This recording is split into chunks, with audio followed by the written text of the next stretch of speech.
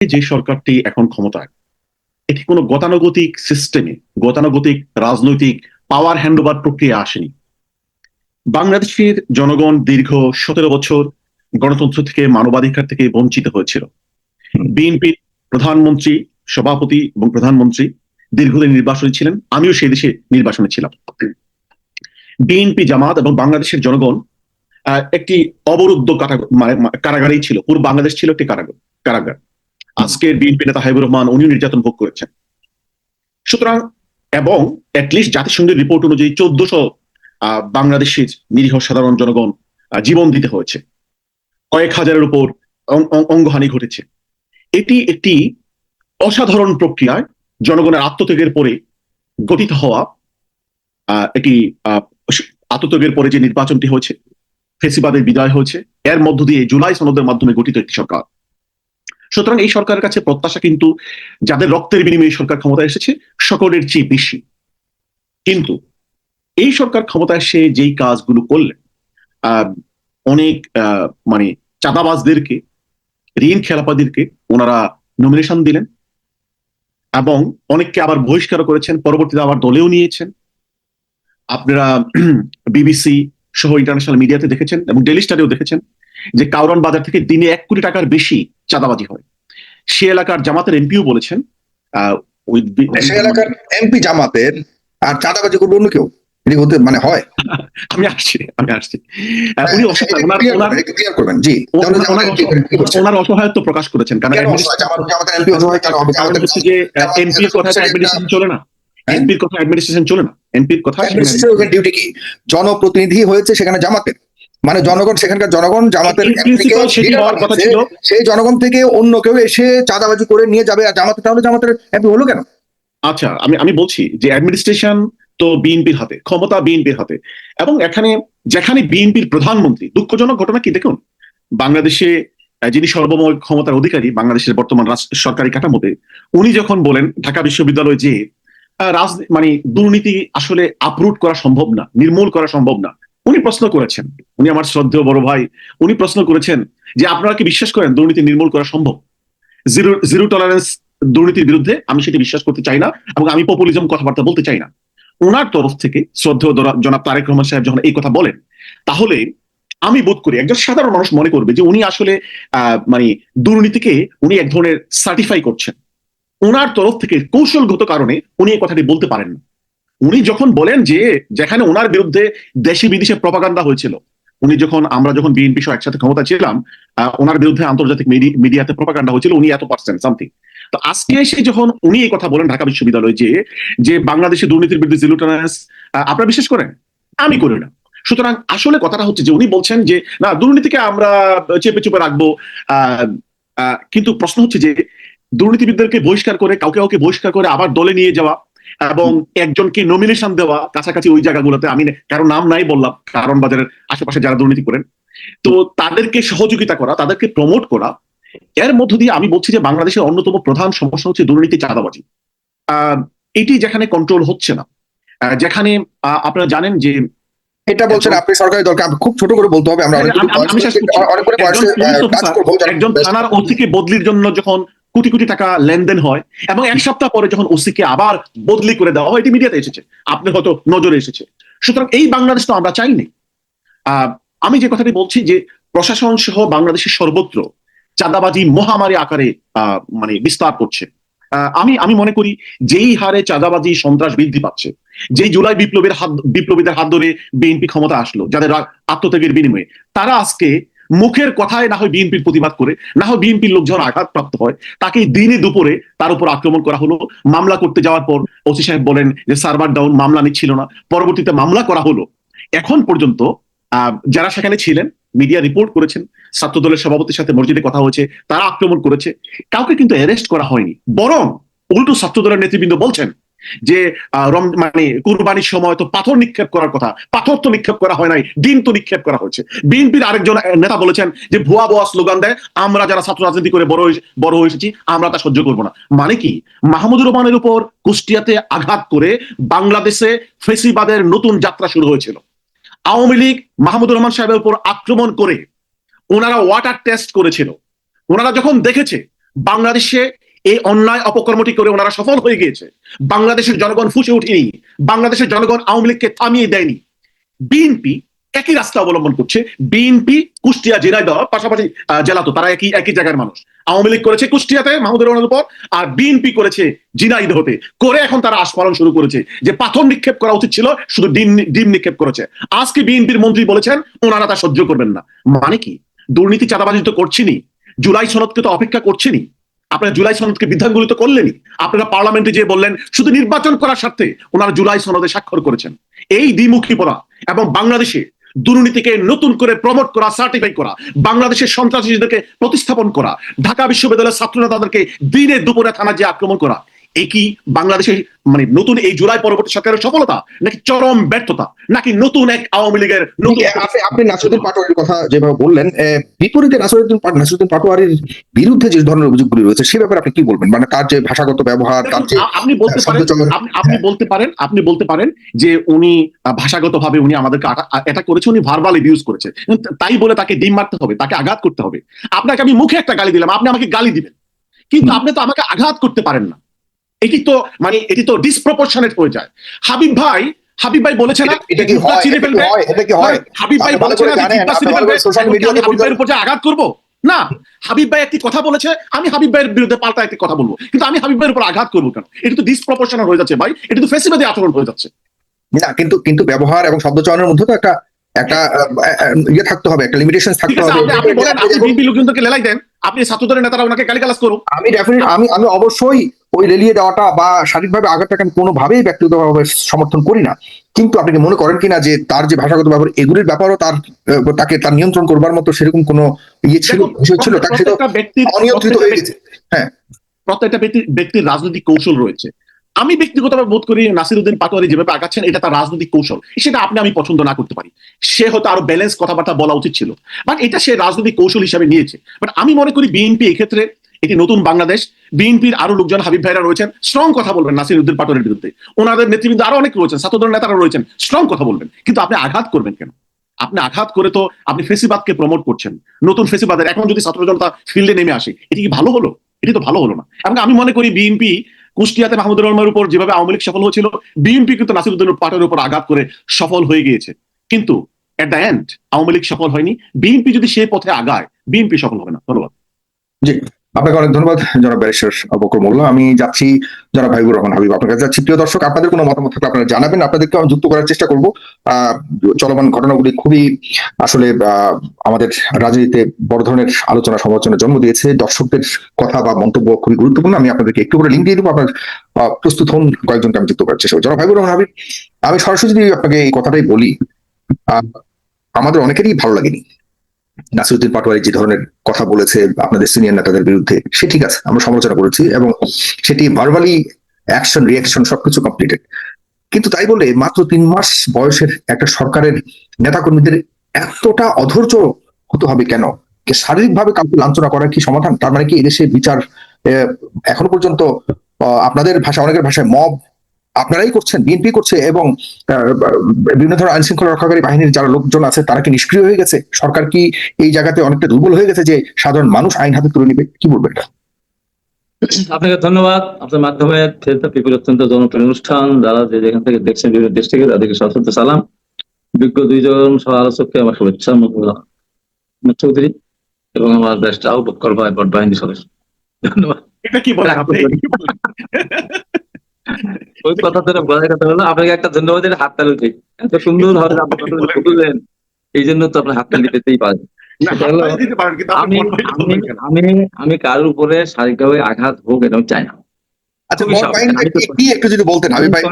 আমি কয়েকবার আমি জাস্ট তার সঙ্গে আমি যোগ করছি আর কি। আমার প্রিয় ভাই তো অনেকগুলো কথা ঘুষিয়ে অসত্য কথাকে সুন্দর করে বলেন, তো এই জন্য অসত্য কথাকে যারা সত্য বাঁধছে তাদেরকে বটবাহিনী বলে আর কি, বটবাহিনী সদস্য বলে।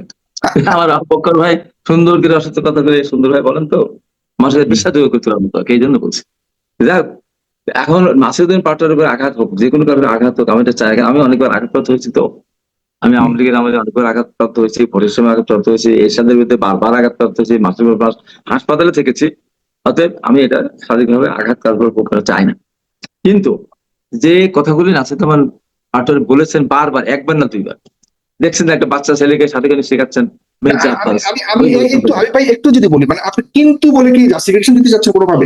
আমি জাস্টিফিকেশন দিচ্ছি না, আমি জাস্টিফাই আমি আপনাকে এটা বলতে চাই যে আপনার দলের যুবদল ছাত্র দলের নেতারা সরাসরি নাসিরউদ্দিন পাটোয়ারি একজন রাজনীতিবিদ, আপনার পছন্দ অপছন্দ থাকতেই পারে, সব রাজনীতিবিদদেরকে সবাই পছন্দ করে না, আমাকেও সবাই পছন্দ করে না, কিন্তু এর কোন ধরনের সুযোগ রয়েছে কিনা যৌক্তিকভাবে যে কারো উপরে কেউ এ ধরনের শারীরিক হামলা করবে? আপনি একজন রাজনীতিবিদ এবং ছাত্র নেতা ছিলেন, আপনার কাছে সরাসরি প্রশ্নটা হ্যাঁ বা না এর মধ্যে যদি একটু জানতে চাই। আমি তো প্রথমেই তো বলেছি, আমি যেহেতু বারবার আঘাতপ্রাপ্ত হয়েছি, আঘাত পেলে কত কষ্ট লাগে আমি জানি, তো সেই কারণে আমি প্রথমেই বলেছি আমি কারোর উপর শারীরিক আঘাত কেউ আমি এটা চাই না। আমি বলছি, তবে আমি বলছি কিন্তু করেছে, এখন এদের বিরুদ্ধে ব্যবস্থা নেবে বলে মনে করেন আপনার সরকার? আটজনের নামে তো মামলা হয়েছে, আটজনের মামলা হয়েছে, অবশ্যই এর পরিণাম মামলা অবশ্যই যারা এটার সাথে জড়িত তাদের বিরুদ্ধে ব্যবস্থা নেবে সরকার। আপনার মনে হয় সরকার ব্যবস্থা নেবে? অবশ্যই মামলা নিবে, ব্যবস্থা নিবে। এখন কথা হলো যে আজকে না, আজকে কতদিন ধরে বলেন তো, বহুদিন যাবত এই ছেলেটা যা তা কথা বলে। এটা বলতে পারে, একটা বাচ্চা ছেলেকে শেখাতে পারে মির্জা আব্বাস চাঁদাবাজ, মির্জা আব্বাস চাঁদাবাজ। আবার যেখানে বক্সিং খেলা যায়, বক্সিং মানে মির্জা আব্বাসকে, কোথায় মির্জা আব্বাস, কোথায় নাসিরউদ্দিন পাটোয়ারি? এত বয়সের এত ডিফারেন্স, এত অসভ্যতা কেন? এত অসভ্যতা কেন? আমার ভাই বললেন ছাত্রদলকে লিলিয়ে দিবে, ছাত্রকে আমরা এই ভাষা শেখাবো কেন ভাই? এই যে আপনারা কয়েকদিন আগে স্লোগান দিলেন 1 2 3 4 ছাত্র দলের অমুক কর, 1 2 3 4 তারেক রহমানের অমুক কর, এই যে সমস্ত এটা সভ্য, এটা ইসলামিক কোন রীতি আছে কিনা আমি জানি না, আমার মনে হয় নেই, বাংলা ডিকশনারিতে এগুলো নেই। এই যে অন্যায় ভাবে ডাকসুর বিপি সাদিক ক্যাম বারবার বলেছে খুনি ফ্যাসিস্ট জিয়াউর রহমান, খুনি চাঁদাবাজ তারেক রহমান, আর বলেছে।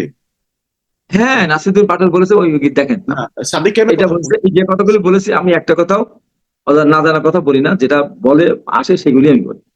এই যে সমস্ত অসভ্য ভাষাগুলি, এই যে বিদেশ থেকে যে ভাষাগুলি বলা হয়, এই যে রাষ্ট্রপতি, কুত্তার বাচ্চা রাষ্ট্রপতি, দেশেও শিখছে আবার সৌর বাচ্চা সেনাপ্রধান, এই যে অসভ্য কথা যেগুলি বলা হচ্ছে একটার পর একটা, এটা তো খুবই খারাপ জিনিস, খুবই খারাপ জিনিস। এখন তারেক রহমানকে নিয়ে, তারেক রহমানের মেয়েকে নিয়ে যে সমস্ত কথা বলা হয়েছে, এই সমস্ত কথাগুলো তো সহ্য করার মতো না। তারপরে তো আমরা সহ্য করছি, তারপরেও তো আমরা সহ্য করে যাচ্ছি। এখন নাসিরউদ্দিন পাটোয়ারি ওখানে যেটা করেছে বা গিয়েছে, এবং নাসিরউদ্দিন পাটোয়ারি নিজেকে প্রভোগ করছে, সে প্রভোগ করে আক্রমণ করা। আপনারাও কি বলছেন না, আপনারাও কি দায়িত্বশীল জায়গা থেকে প্রধানমন্ত্রী, স্বয়ং প্রধানমন্ত্রী পর্যন্ত বিরোধী দলের নেতাদেরকে বা বিরোধী দলকে গুপ্ত হিসেবে অভিহিত যখন করে, তখন কি আপনার দলের মানুষ অন্যরাও তো এটা থেকে মানে ইয়ে পায়, কি বলে, ইন্সপায়ার্ড হয়? তো এটাও কি আপনি মনে করেন না শীর্ষ পর্যায়ে থেকে আমাদের রাজনীতিকে এটাকে নষ্ট করছে? আমি চেক শার্ট পরেছি, আপনিও লাল শার্ট পরেছেন, আমি কি বলবো আপনার হলুদ শার্ট? জামাত যে গুপ্ত, শিবির যে গুপ্ত, এর অনেক প্রমাণ আছে তো। এই সাদিক ক্যামেরা কোথায় ছিল? ছাত্রলীগের মধ্যে ঢুকেছিল, গুপ্ত বলে অন্যায়। জামাত যেটা বলে যে বিএনপি চাঁদাবাজ, প্রথম দিনে শুরু করেছে, বিগত সরকার ফ্যাসিস্টের পতনের পর থেকেই জামাত বিএনপিকে উদ্দেশ্য করে বলেছে এক ডাকাতকে তাড়িয়েছে, আর এক দল ডাকাতি করা শুরু করেছে। এই যে প্রতিদিন বলতো জামাতের আমির, বিরোধী দল সে বলতো চাঁদাবাজ বলে বিএনপি, দলকে চাঁদাবাজ বলে। এই যে সমস্ত জিনিসগুলো অসত্য যে কথাগুলো সেগুলো তারা বলে, সেটাও যেমন সঠিক, আমরা যে চাঁদাবাজ সেটাও সঠিক। আমরা চাঁদাবাজের সঠিক বলে, আমরা চাঁদাবাজ হলে জামাতে মহা চাঁদাবাজ, আমরা দখলবাজ হলে জামাতে মহা দখলবাজ। জামাতে ব্যাংক দখল করছে কয়েকটা, ইসলামী ব্যাংক থেকে শুরু করে, এটা কি দখলবাজ না? এটাকে চাঁদাবাজি বল না? বিএনপির সমস্ত নেতাগুলো চাঁদাবাজি করে রোজ কিয়ামত পর্যন্ত যত টাকা আদায় করবে, তার চেয়ে বেশি চাঁদাবাজি দখলবাজি করেছে জামাত, ব্যাংকগুলি দখল করে লুট করে হাজার হাজার কোটি লুট করেছে তারা। এই যে এখন বিভিন্ন আসতেছে না, টেলিভিশনে বিভিন্ন সোশ্যাল মিডিয়াতে আসতেছে না, কত হাজার কোটি টাকা লুট করেছে, ইসলামী ব্যাংক থেকে সরিয়েছে। যে এইটা যদি বলে আমি চাঁদাবাজ হয়ে, লুটেরা হয়ে, দখলবাজ হয়ে আরেকজনকে তখন বলবেন, হিসাব করে বলবেন না? যেটা মারলে পার্টিটা ছুটতে হয়। আজকে ওনারা ধর্ষণের কথা বলছেন, ওনারা 71 সালে কত ধর্ষণ করা সহযোগিতা করেছে তার হিসাব আছে? তার হিসাব দিতে পারবে? ওনারা আমাদেরকে খুনি বলার চেষ্টা করে। 71 সালে তারা ধর্ষণ করেছে, এখন এসে আপনারা স্বাভাবিক না, আমরা তো বলছি, আমরা তো এটার বিরুদ্ধে, আমাদের এই মানে বাংলাদেশে প্রথম একজন শিশু বাচ্চাকে ধর্ষণ করে হত্যা করার পর এই বাংলাদেশের প্রথম প্রধানমন্ত্রী, আইনমন্ত্রী, স্বরাষ্ট্রমন্ত্রী সহ অনেক নেত্রী, অনেক মন্ত্রী আসেন গিয়েছে, এই প্রথম বাংলাদেশে, কিন্তু এই প্রথম বাংলাদেশে গিয়েছেন, পরিষ্কার বলেছে চার্জশিট হবে, দ্রুত বিচার হবে। এবং আমরা মনে করি যে বাংলাদেশে ধর্ষক যেই হোক না কেন, যে দলের হোক যে কেন, এখন জামাত ইসলামের বহু নেতারা ধর্ষণ করতেছে, তারা যদি মনে করে বিএনপিকে এইটা বলে টলে বিএনপি ধর্ষণের বিচার থেকে পিছিয়ে, তা হবে না। জামাত ইসলাম ইতিমধ্যে বহু লোক বহু মেয়েকে ধর্ষণ করেছে, বহু বিদেশে যারা থাকে তাদের স্ত্রীদের সাথে তারা এই সম্পর্ক, অবৈধ সম্পর্ক সৃষ্টিকে ধরা পড়েছে। এই যে আমরা এটা পছন্দ করি না, কোনো ধর্ষণকে আমরা মাফ করবো না। এখন ধর্ষণের হয়তো বিচার দ্রুত করার জন্য আইন সরকার হয়তো বদলাবে, অচিরেই হয়তো বদলাবে। তার কারণ যতক্ষণ পর্যন্ত ধর্ষকে আপনি ফাঁসি না দিচ্ছেন, প্রকাশ্য দেওয়ালে তাকে ঝুলিয়ে না রাখতেছেন, ততক্ষণ পর্যন্ত এই ধর্ষণকারীদের উত্তেজনা কমবে না। দুই সেটটা যখন একটা পর একটা 2 মাসে 3 মাসের মধ্যে যখন এদের বিচার হবে, তখন অনেক ধর্ষকে চিন্তা করবে একবার ধর্ষণ করে মৃত্যুবরণ করেছে, প্রতিনিয়ত ধর্ষণ হচ্ছে, প্রতিনিয়ত খুন হচ্ছে, প্রতিনিয়ত ধর্ষণের ঘটনা ঘটছে, খুন হচ্ছে, এগুলির দায় কি আপনি এই সরকার কি আপনি একদিনে আপনাদের 3 মাসের সরকার, ওনারা 3 মাসে এত অভিযোগ আমাদের নিয়ে আসেন, আর 3 মাসের একটা সিটে হাঁটা তো দূর, তো বসতে তো পারে না। তারপরে 11 দিনের মাথায় আপনি ইরান আক্রান্ত হলো, সারা পৃথিবী টালমাটাল হয়ে গেছে। উনি ইউরোপে আছেন, দেখছেন না তেলের দাম কি পরিমাণ বেড়েছে? আপনি তো আছেন কানাডা, যারা আমেরিকা, তার দেখছেন না কি পরিমাণ তেলের দাম বাড়ছে? ডবল বেড়েছে, ডবলের বেশি বেড়েছে। জিনিসপত্রের দাম বেড়েছে। বাংলাদেশে তো আপনার ডিজেলের দাম বাড়ানোর কারণে বাধ্য হয়েছে সরকার, 1.5 মাস পর্যন্ত না বাড়িয়ে রেখেছিল। তারপর 15% বাড়ানোর কারণে আমাদের অনৈতিক মানুষগুলি আমরা 30-40% দ্রব্যমূল্যের দাম বৃদ্ধি করে দিলাম, আমরা ট্রান্সপোর্ট কস্ট বাড়িয়ে দিলাম। দাম হলো 15% বাড়লো, আমি বাড়িয়ে দিলাম 35-40%। 15% তেল বাড়ার সাথে সাথে এত বাড়ে? দেখেন তেলের সাথে তেল যদি গাড়ি চলে, তার গাড়ি কিনতে টাকা লাগে, তার হেল্পার থাকে, ড্রাইভার থাকে, তার তো ফিক্সড। এই যে অনৈতিক, তারপরে সরকার আছে, আজকে বিএনপি সরকার ক্ষমতা আছে, তারেক রহমানের নেতৃত্বে সরকার আছে বলেই দেশটা এখন পর্যন্ত চলছে। ওনার ভাষায় যদি বলি, ওনার কথাই যদি বলি, ওনার জন্য এমপি আছেন ওনার কারণ মাঝে এলাকায়। আমাদের যার কথা বলা যায় সাহেবুল ইসলাম নীরবকে দল নমিশন দিয়েছিল, পরবর্তী সময় জোটের কারণে তাকে নমিশন থেকে বঞ্চিত করেছে, তাকে ভালো বহিষ্কার করেছে। এখন সেখানে তো ওনাদের জামাত ইসলামের তো ওনার এমপি নির্বাচিত হয়ে যেতে নিয়ন্ত্রণ করুক না কেন? কে বলছে কথা শোনে না? কথা তো শোনে। জামাত ইসলামের কথা আগেও শুনতো, তো যখন ক্ষমতা ছিল না, 5 তারিখের পর থেকে নির্বাচন হওয়ার আগ পর্যন্ত তাদের কথা বেশি শুনেছে। তাদের কথা শুনেছে বলে আজকে আমাকে সংসদে যাওয়ার থেকে আমাকে বিরত থাকতে হচ্ছে। তাদের কথা মতো সেখানে পোস্টিং দেওয়া আছে, সারা বাংলাদেশ ডিসি পোস্টিং দেওয়া তাদের কথা মতো, ইউনিয়ন পোস্টিং দেওয়া তাদের কথা মতো, এসপি পোস্টিং দেওয়া আছে তাদের মতো হতো। যে কারণে আমার ওখানে সেই ছাত্র শিবিরের সেই নেতা ঢাকা বিশ্ববিদ্যালয়, তার বাবা জামাতের আমির, তার চাচা এমপি ছিলেন, তার নিজের আপন ছোট বোনের হাজবেন্ড বগুড়া 4 থেকে নির্বাচন করলো। তার মতো লোক কিশোরী দেওয়ার কারণেই আমার মতো লোককে সেখানে ভোটে জেতার পরেও আমাকে সেখানে হারিয়ে দেওয়া হলো। ধানসি ঢুকে দেওয়া হয়েছে দাঁড়িপাল্লার মধ্যে, presiding officer, assistant police officer সব তাদের মতো নিয়োগ করেছে, প্রশাসন নিয়োগ করেছে। টাকা দিকে তারা চাঁদাবাজির কথা বলতেন। মানুষের অনৈতিকতা কোনটা? মানুষের অধিকারকে যদি টাকার বিনিময়ে যদি ক্রয় করার চেষ্টা করে, এসে অনৈতিক কিছু আছে, তারা টাকার বিনিময়ে অস্বীকার করতে পারবেন? তারা আমাদের কথা বাদ দেন, আমাদেরকে চাঁদাবাজ বলা হচ্ছে, আমরা সত্যি কথা বললে বলা হচ্ছে, তারা তো বলতো কোরআনের আইন বর্তমান সরকারি দল বিএনপি চাঁদাবাজ না, এবং যা কিছু ঘটছে এটির জন্য দায় বিএনপির উপরে দেওয়া যাবে না। রাশিদুল পাটোয়ারির উপরে যে হামলা হয়েছে সেটাও সরকার ব্যবস্থা নেবে। বর্তমান সরকার সম্পূর্ণভাবে একদম পুত পবিত্র।